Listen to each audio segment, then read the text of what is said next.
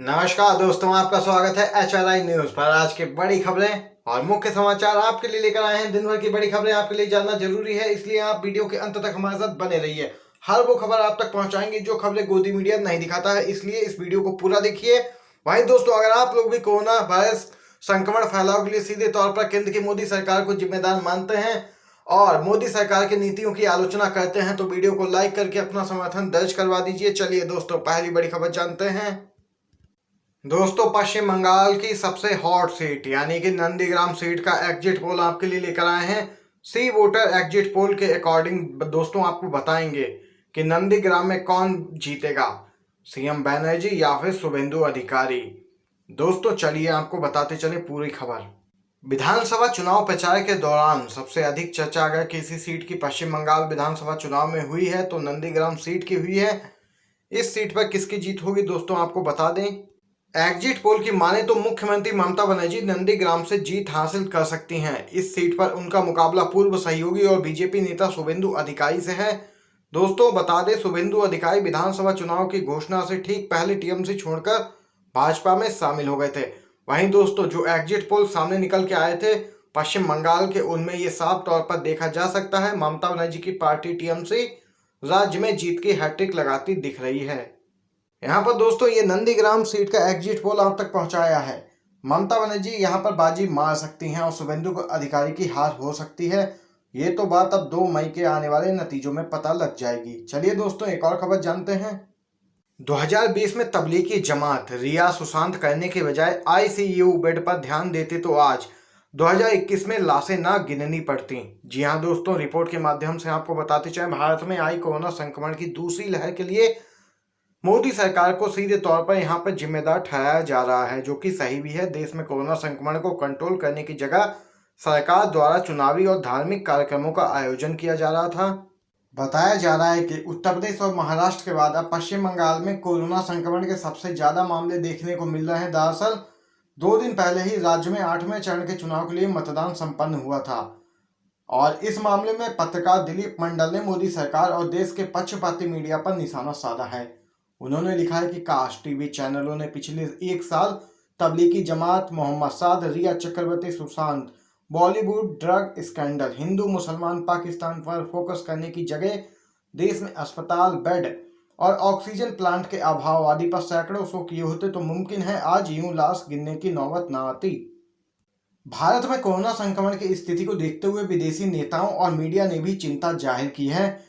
गौरतलब है कि मोदी समर्थक मीडिया अक्सर भारत को सबसे मजबूत और विश्व गुरु दिखाने की कोशिश करता रहा है, लेकिन आज भारत अपने लोगों की जान बचाने के लिए दुनिया भर के देशों से मदद मांगने का मोहताज हो चुका है। ऐसे में मोदी सरकार द्वारा किए जाने वाले झूठे दावों की सच्चाई देश के सामने ही नहीं बल्कि पूरी दुनिया के सामने निकल के आ चुकी है।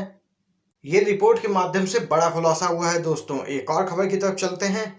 बीजेपी में उठी शिवराज सिंह के खिलाफ आवाज, पार्टी नेत्री ने राज्यपाल से की है सीएम को हटाने की मांग। दोस्तों मध्य प्रदेश से खबर है। मध्य प्रदेश में कोरोना को लेकर तमाम स्तर पर सिस्टम के फेलियर होने के बाद विपक्ष के साथ साथ अब शिवराज सिंह अपनों के निशाने पर आ गए हैं। अब तक जहां पार्टी के कई नेता अप्रत्यक्ष तौर पर सरकार पर सवाल उठा रहे थे, तो वहीं अब पार्टी की एक नेत्री ने खुले तौर पर शिवराज सिंह को पद से हटाने की मांग कर दी है।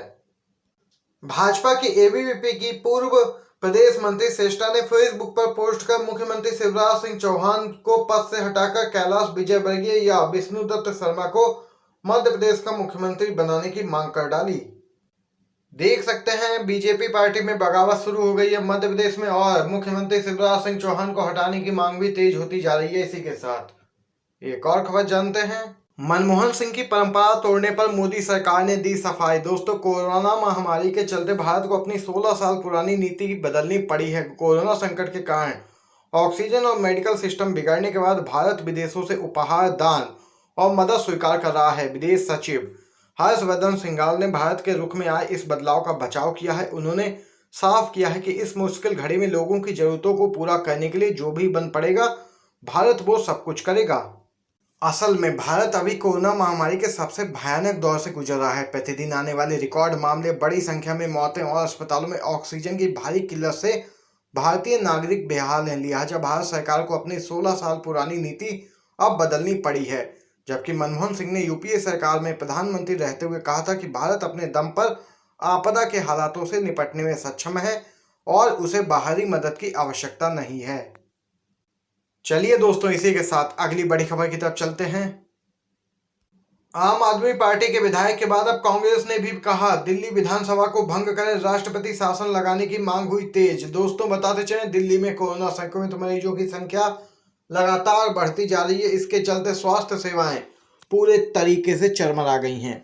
ऐसे में अब मरीजों को ना तो अस्पतालों में बेड मिल रहे हैं और न ही दवाइयाँ ना ही ऑक्सीजन मिल पा रहा है। दोस्तों आपको बता दें, दिल्ली की सत्तारूढ़ पार्टी के विधायक जहां अब दिल्ली विधानसभा को भंग करने की खुलकर मांग करने लगे हैं, वहीं अब कांग्रेस ने भी इस मामले को आगे बढ़ाते हुए राष्ट्रपति से तुरंत दिल्ली विधानसभा को भंग कर दिल्ली में राष्ट्रपति शासन लगाने की मांग भी तेज कर दी है। दिल्ली प्रदेश कांग्रेस कमेटी के अध्यक्ष चौधरी अनिल कुमार ने कहा कि आम आदमी पार्टी विधायक शोएब इकबाल ने दिल्ली में राष्ट्रपति शासन लगाने को लेकर हाई कोर्ट से भी अपील की है। उन्होंने कहा कि आम आदमी पार्टी के विधायकों को भी कोरोना काल में अरविंद केजरीवाल द्वारा किए गए कुप्रबंधन पर निराशा हो रही है। कुछ विधायक खुलकर अपनी बात कर रहे हैं, जबकि अधिकांश विधायक व वरिष्ठ नेता खुलकर अपनी बात नहीं कह पा रहे हैं। देख सकते हैं, दिल्ली में राष्ट्रपति शासन लगाने की मांग तेज होती जा रही है। एक और खबर जानते हैं। राहुल गांधी का मोदी सरकार पर जोरदार हमला, बोले कोरोना से हुई 2 लाख मौतें और जवाबदेही जीरो। कांग्रेस के सांसद राहुल गांधी ने कोरोना महामारी को लेकर केंद्र सरकार को एक बार फिर से निशाने पर साधा है। राहुल गांधी ने ट्वीट के जरिए तंज कसते हुए कहा कि 2 लाख से ज्यादा लोगों की मौत हो गई है और जवाबदेही जीरो। उन्होंने कहा कि सिस्टम ने आत्मनिर्भर कर दिया है। उन्होंने ऑक्सीजन और उचित चिकित्सा सुविधाओं के अभाव में जान गंवाने वाले लोगों के परिवारों के प्रति संवेदना भी प्रकट की और कहा कि पूरे देश की सहानुभूति उनके साथ है। दोस्तों लगातार विपक्ष के निशाने पर बनी हुई है केंद्र की मोदी सरकार, क्योंकि चुनाव प्रचार में व्यस्त रहने के कारण केंद्र सरकार ने कोरोना वायरस के संक्रमण के फैलाव पर बिल्कुल भी ध्यान नहीं दिया, जिसको लेकर लगातार विपक्षी पार्टियां हमलावर हैं केंद्र की मोदी सरकार पर। सुप्रीम कोर्ट ने केंद्र सरकार को लगाई फटकार, कहा सोशल मीडिया पर ऑक्सीजन बेड की शिकायत गलत नहीं, कार्रवाई हुई तो अवमानना का केस बनेगा।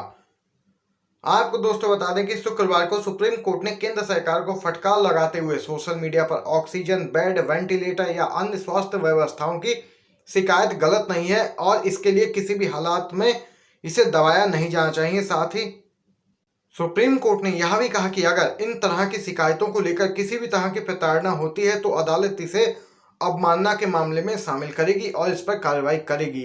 बता दें, पिछले दिनों उत्तर प्रदेश की योगी आदित्यनाथ सरकार ने यह आदेश दिया था कि अगर कोई डराने वाली अफवाह सोशल मीडिया पर फैलाएगा तो उसके खिलाफ केस दर्ज किया जाएगा।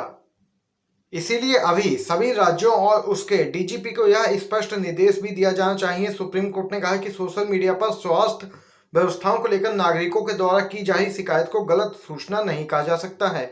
बड़ी खबर दोस्तों है, देख सकते हैं सीधे तौर पर केंद्र की मोदी सरकार को फटकार लगाई है सुप्रीम कोर्ट ने।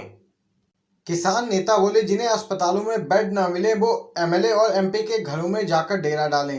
भारत में जब कोरोना संक्रमण की दूसरी लहर ने दस्तक दी तो केंद्र सरकार ने इसे गंभीरता से नहीं लिया, जिसका नतीजा यह निकला कि आज इस घातक महामारी की वजह से लाखों लोगों की मौत हो चुकी है। हर दिन भारत में 3 लाख से ज्यादा कोरोना संक्रमण के मामले सामने आ रहे हैं। भारत के कई अस्पतालों में ऑक्सीजन और वैक्सीन की तंगी आ चुकी है, जिसके चलते मरीजों का इलाज सही ढंग से नहीं हो पा रहा है। इस मामले में अब भारतीय किसान यूनियन हरियाणा के अध्यक्ष गुरनाम सिंह चढ़हुनी ने बड़ा बयान दिया है। उन्होंने ट्वीट कर कहा है कि अगर कोरोना मरीजों को अस्पताल में बेड और ऑक्सीजन नहीं मिलते हैं तो वे अपने एमएलए और एमपी के घरों में जाकर डेरा डालें। वहीं संयुक्त किसान मोर्चा ने किसान नेता दर्शन पाल ने भी इस मामले में भाजपा को जिम्मेदार ठहराया है।